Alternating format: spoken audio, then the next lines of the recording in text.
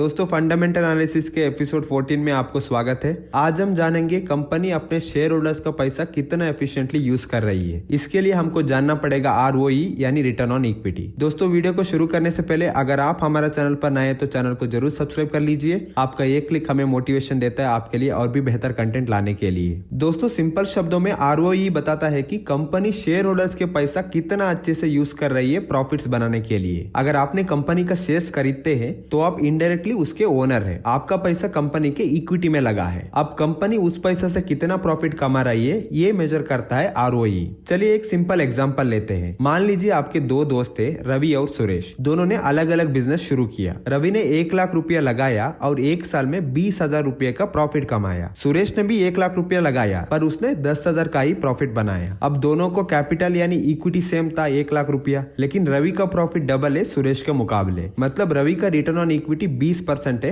और सुरेश का ROE सिर्फ 10%। तो इन्वेस्टर के लिए रवि की कंपनी ज्यादा अट्रैक्टिव होगी क्योंकि वो पैसा एफिशिएंटली यूज कर रही है। स्टॉक मार्केट में भी यही होता है। अगर कंपनी A का ROE 18% है और कंपनी B का ROE 8% है तो जनरली कंपनी A को इन्वेस्टर्स ज्यादा प्रीफर करेंगे क्योंकि वो अपने शेयर होल्डर्स के पैसा से ज्यादा प्रॉफिट जनरेट कर रही है। दोस्तों अब एक इंटरेस्टिंग चीज समझते हैं। मैंने आपको पहले वीडियोस में भी बताया था कि आप कोई भी कंपनी का फंडामेंटल एनालिसिस सिर्फ एक रेशियो से नहीं कर सकते हैं। आपको अलग अलग एस्पेक्ट्स में कंपनी का फंडामेंटल एनालिसिस करना पड़ेगा। इसका एक सॉलिड एग्जांपल है डेट का इफेक्ट ROE पे। मान लीजिए एक कंपनी के पास 100 रुपए का इक्विटी कैपिटल है और कंपनी इसे बिजनेस पे इन्वेस्ट करके 20 रुपए का प्रॉफिट कमा लेती है। मतलब सिंपल ROE यानी रिटर्न ऑन इक्विटी हुआ 20 रुपए डिवाइड बाय 100 यानी 20%। अब सोचिए अगर कंपनी सेम 100 रुपए का इक्विटी के साथ 100 रुपए का लोन भी ले ले और टोटल 200 रुपया बिजनेस में लगा दे। अगर कंपनी अब 40 रुपए का प्रॉफिट कमा लेती है और लोन का इंटरेस्ट 10 रुपए पे करना पड़ता है तो नेट प्रॉफिट बचेगा 30 रुपया।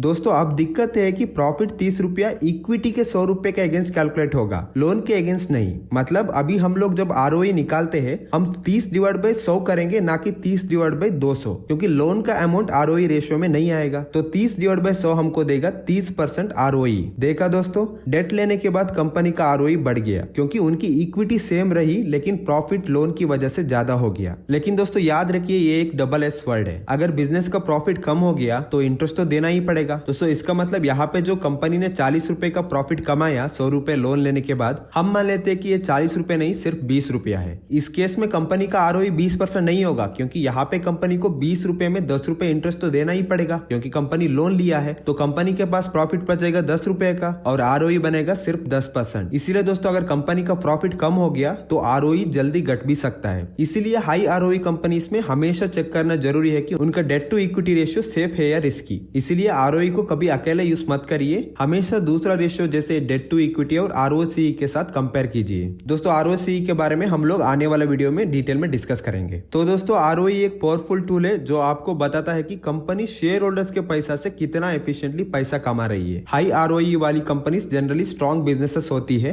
लेकिन जब भी हाई ROE रहेगा आपको debt to equity ratio check करना जरूरी है। अगर आपको ये वीडियो अच्छा लगे तो लाइक करिए, शेयर करिए और हमारा चैनल को जरूर सब्सक्राइब कीजिए। मिलते हैं अगले वीडियोस में।